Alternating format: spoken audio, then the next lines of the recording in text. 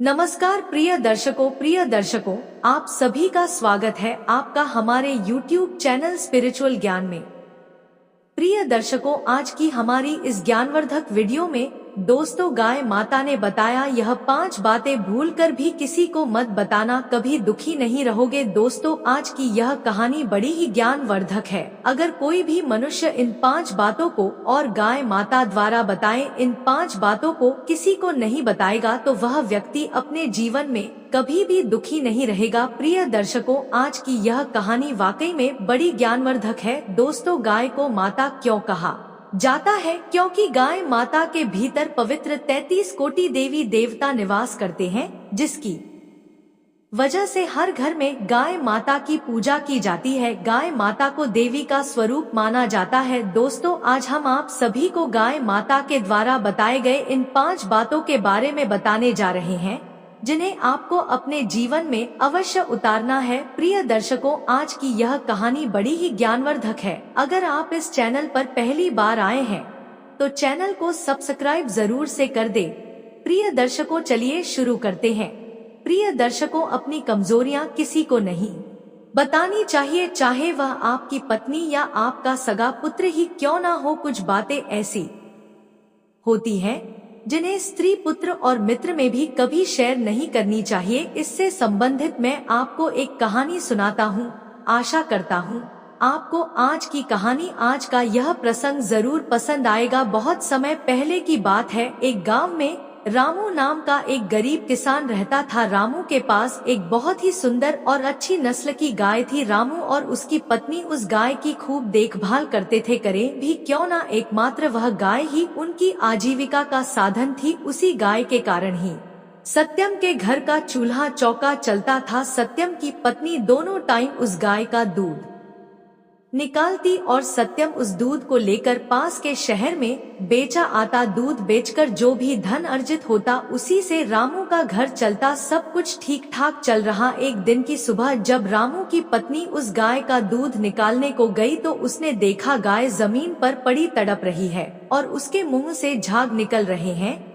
जब उसने गाय की यह हालत देखी तो तुरंत भागी भागी अपने पति के पास पहुंची और गाय की इस हालत के बारे में अपने पति को बताया। रामू पास के शहर में गया और पशुओं के डॉक्टर को बुला लाया। गाय को जब डॉक्टर ने देखा, डॉक्टर ने बताया इसे किसी विषैले कीड़े ने काट लिया है, इस कारण इसकी हालत हो गई है। मैं दवाई तो दे दूंगा लेकिन मेरी कोई गारंटी नहीं है कि तुम्हारी गाय पहले की तरह स्वस्थ हो जाएगी। रामू के पास दूसरा कोई रास्ता नहीं था। इस तरह उस गाय का वह डॉक्टर इलाज शुरू कर देता है। रोज डॉक्टर महंगी महंगी दवाई लिखता। रामू उन दवाइयों को लेकर आता। रोज डॉक्टर आता और उस डॉक्टर को रोज फीस लेनी पड़ती। इस तरह रामू को गाय का इलाज कराते कराते 15 दिन बीत गए और 15 दिन के बाद वह रामू की गाय मर गई। अब तो राम के ऊपर विपत्तियों का पहाड़ टूट पड़ा था। जो कुछ जमा पूंजी थी वह गाय के इलाज में खर्च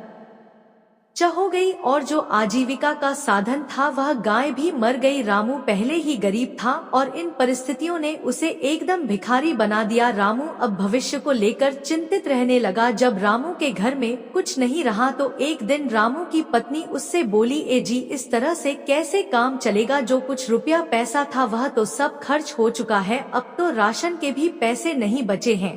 क्यों ना तुम कहीं जाकर मेहनत मजदूरी ही कर लो। पत्नी की बात सुनकर रामू काम ढूंढने के लिए चल देता है। रामू पूरे दिन काम ढूंढता रहा पर उसे किसी ने कोई काम नहीं दिया। थक हार के वह वापस घर को चल दिया। जब शाम को रामू खाली हाथ घर लौटा और पत्नी को बताया कि कहीं काम नहीं मिला तो पत्नी बोली, मैं तो इसी आस में बैठी थी कि शाम को आप कुछ कमा के ले आओगे तो कुछ राशन पानी आ जाएगा। घर में अन्न का एक दाना भी नहीं है। रामू ने कहा, आज पड़ोस से कुछ आटा चावल मांग के काम चला लो, जब नौकरी लग जाएगी तो उन्हें वापस कर देंगे। रामू की पत्नी पड़ोस के घर में गई और अपनी पड़ोसियों से बोली, बहन, हमारे घर में अन्न का एक दाना भी नहीं है, आपकी बड़ी मेहरबानी होगी, यह थोड़ा सा दाल चावल दे दो। तो इस प्रकार उस रात दोनों में खाना बनाकर खा लिया और सो गए। दूसरे दिन जब रामू काम ढूंढने को जाने लगा तो रामू की पत्नी बोली, सुनो जी, आज काम जरूर ढूंढ लेना, नहीं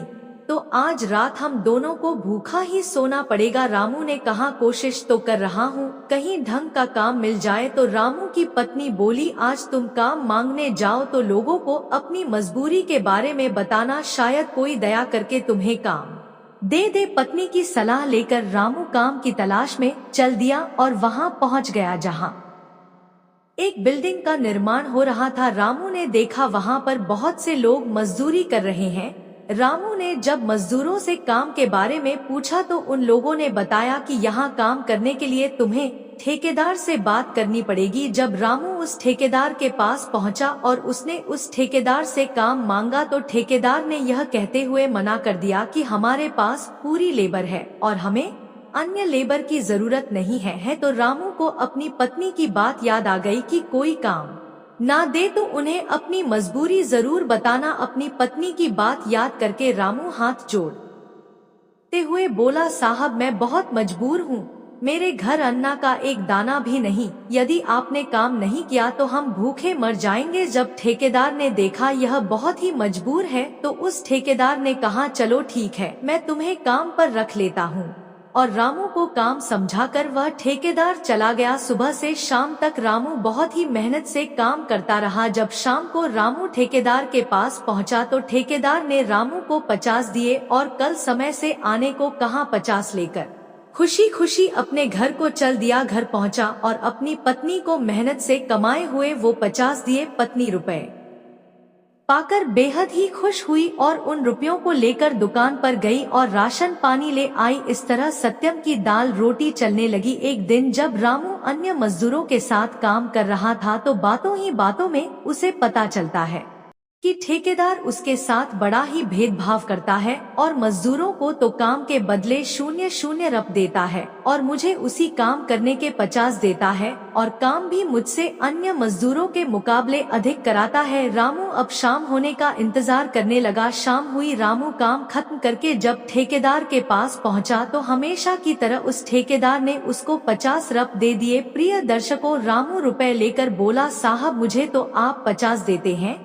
और जो मेरे साथी मजदूर हैं उन्हें आप 0-0 देते हो, जबकि वह जितना काम करते हैं उतना ही काम मैं भी करता हूँ, फिर मेरे साथ ऐसा भेदभाव क्यों करते हो? तो ठेकेदार बोला देख भाई रामू, तू मेरे पास आया था तो मुझे और लेबर की जरूरत नहीं थी। जब तू ज्यादा गिड़गिड़ा या तो मैंने यह सोच कर रख लिया कि तेरे पास रोजी रोटी का कोई विकल्प नहीं है और मुझे भी फायदा होगा कि आधे मेहतान में ही मुझे एक मजदूर मिल जाएगा। देख भाई रामू, मैं तो 50 ही दूंगा, तुझे काम करना है तो कर, नहीं करना है तो मत कर। और यह कहते हुए वह ठेकेदार चला गया। रामू ने पैसे लिए और अपने घर को चल दिया। रामू सोचने लगा यह ठेकेदार मेरे साथ इतना गलत व्यवहार कर रहा है, इसको सबक सिखाना चाहिए। दूसरे दिन जब रामू काम पर पहुंचा तो रामू ने और मजदूरों को बताया कि भाइयों, ठेकेदार हमारे साथ तो बड़ा भेदभाव करता है, आप लोगों को तो मजदूरी के 0-0 देता है जबकि मुझे मात्र 50 ही देता है।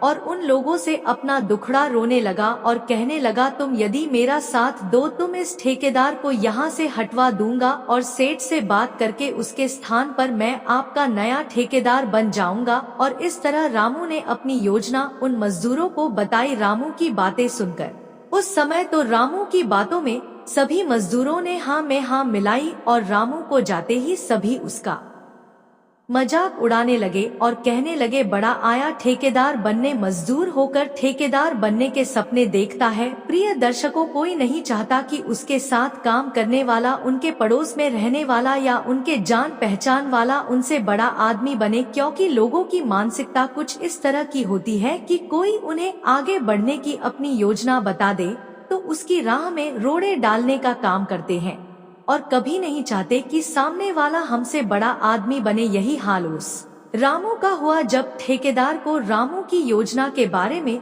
पता चला कि जिससे मैंने काम दिया और वही मुझे शेठ से मिलकर मुझे ठेकेदारी से हटाना चाहता है, तो उसे बड़ा गुस्सा आया। शाम को जब रामू रुपए लेने के लिए ठेकेदार के पास पहुंचा तो ठेकेदार ने रामू को 50 रूप देते हुए कहा कि कल से यहाँ काम पर आने की कोई जरूरत नहीं है, आज से तुम्हें काम से निकाल दिया गया है। और इस तरह रामू फिर से बेरोजगार हो गया। रामू ने अपनी योजना बताकर, अपनी रणनीति अपने साथियों को बताकर बड़ी भूल कर दी थी। इसी के कारण उसे बेरोजगार होना पड़ा। शाम को जब वह अपने घर पहुंचा और पत्नी को सारी बातें बताई तो उसकी पत्नी रामू से झगड़ा करने लगी। कहने लगी, तुम्हें क्या जरूरत थी इस तरह की बातें करने की। जब झगड़ा ज्यादा बढ़ गया तो रामू बिना कुछ खाए पिए ही घर से बाहर निकल गया। उसे कुछ समझ नहीं आ रहा था कि वह करे तो क्या करे। रामू अपने मन की शांति के लिए गांव के बाहर चला जाता है, जहां एक सन्यासी रहते थे। उनके पास पहुंच गया और उन सन्यासी के पैरों में गिरकर रोने लगा। सन्यासी ने रामू को उठाया और रोने का कारण पूछा तो रामू ने अपनी सारी व्यथा उस सन्यासी को बता दी। रामू के बारे में जानकर उस सन्यासी ने रामू को अपने पास बिठाया और मुस्कुराते हुए बोले, मनुष्य अपने दुखों का कारण स्वयं होता। पहली बात है, किसी को अपनी मजबूरी कभी मत बताना। अपनी मजबूरी का दिखावा करके किसी की दया का पात्र बनके उनकी सहायता लेने की गलती कभी मत करना। हो सकता है आज तुम पर कोई दया कर दे, लेकिन कल जब उन्हें मौका मिलेगा तो वे तुम्हारा फायदा जरूर उठाएंगे। इसलिए कभी किसी के सामने अपनी मजबूरी का दिखावा कभी मत करो। तुम्हारे पास जो भी संसाधन है उन्हीं से काम चलाना सीखो और कभी भी किसी को तुम्हारी मजबूरी के बारे में पता नहीं लगना चाहिए। दूसरी बात है जो किसी को कभी भूल कर भी नहीं बतानी चाहिए, वह है बीते टाइम में की गई गलतियाँ और भविष्य का लक्ष्य। पहली बात है, किसी को अपनी मजबूरी कभी मत बताना। अपनी मजबूरी का दिखावा करके किसी की दया का पात्र बनके उनकी सहायता लेने की गलती कभी मत करना। हो सकता है आज तुम पर कोई दया कर दे, लेकिन कल जब उन्हें मौका मिलेगा तो वे तुम्हारा फायदा जरूर उठाएंगे। इसलिए कभी किसी के सामने अपनी मजबूरी का दिखावा कभी मत करो। तुम्हारे पास जो भी संसाधन है उन्हीं से काम चलाना सीखो और कभी भी किसी को तुम्हारी मजबूरी के बारे में पता नहीं लगना चाहिए। दूसरी बात है जो किसी को कभी भूल कर भी नहीं बतानी चाहिए, वह है बीते टाइम में की गई गलतियाँ और भविष्य का लक्ष्य। जरा सोच के देखो, हम अपने अतीत की बीती हुई बातें, यह गलतियां किसी को बताते हैं तो उसका क्या परिणाम होगा। जो गलतियां तुमने अतीत में की है उन्हें कोई ठीक तो नहीं कर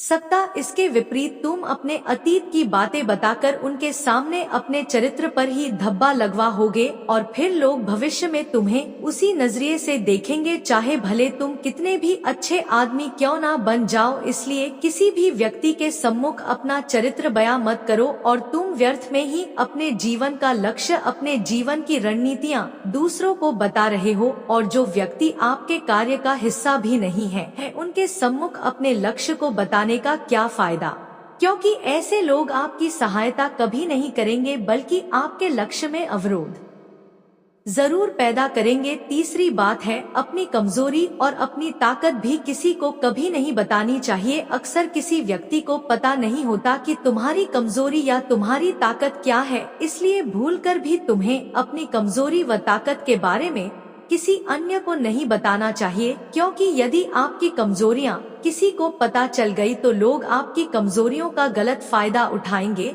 और अगर आपकी ताकत पता चल गई तो वही ताकत आपके लिए आपकी कमजोरी बन जाए। चौथी बात है जो किसी को कभी नहीं बतानी चाहिए, वह है आपके मित्र और आपके शत्रु। अपने मित्र और अपने शत्रु के बारे में भी कभी किसी को नहीं बताना चाहिए। अगर आप अपने मित्रों के बारे में किसी को बताते हो तो यह आपके लिए बहुत ही खतरनाक हो सकता है। मान लो आपने अपने मित्रों के बारे में किसी व्यक्ति को बता दिया और भविष्य में आपकी उस व्यक्ति से अनबन हो गई या लड़ाई हो गई तो ऐसा व्यक्ति आपके मित्र से दोस्ती कर आपको दगा दे सकता है और दूसरा आपके शत्रु के बारे में भी किसी को पता नहीं लगना चाहिए। यदि लोगों को आपके शत्रु के बारे में पता चल जाता है तो आपको नीचा दिखाने वाले लोग आपके दुश्मन के साथ मिलकर आपको नीचा दिखा सकते हैं। इसलिए भूलकर भी अपने मित्र और अपने शत्रु के बारे में किसी को नहीं बताना चाहिए। और पांचवी और अंतिम बात है, किसी की आपने मदद की है या किसी को कोई दान दिया है तो यह बातें भी किसी के सामने प्रकट नहीं करनी चाहिए। या तुम किसी को अपने दान के बारे में बताते हो तो वह दान करना व्यर्थ हो जाता है। जब तुम अपने दान का ढिंढोरा पीटते हो लोगों को यह दिखाते हो तो आप अप्रत्यक्ष तौर पर लोगों को यह दर्शा चाहते हो कि मैं एक बहुत बड़ा दानी हूँ। जब यह भाव आपके अंदर आते हैं तो इस भाव के साथ अहंकार पनपने लगता है, और आप तो जानते ही हैं कि अहंकार मनुष्य का सबसे बड़ा शत्रु होता है। अहंकार तो रावण का भी नहीं रहा, उसके पास तो सोने की लंका थी और सभी शास्त्रों का घी आता था। एक अहंकार के कारण ही उसका सब कुछ सर्वनाश हो गया। प्रिय दर्शक को गाय ने कहा, अगर कोई सन्यासी की इन 5 बातों पर अमल करता है तो वह जीवन में कभी दुखी नहीं रह सकता। प्रिय दर्शकों, आशा करता हूँ आपको वीडियो पसंद आई होंगी। वीडियो पसंद आया हो तो कृपया वीडियो के कमेंट बॉक्स समय जय श्री कृष्णा जरूर लिखें। अभी तक आपने हमारे चैनल को सब्सक्राइब नहीं किया है तो कृपया चैनल को भी सब्सक्राइब कर ले। धन्यवाद।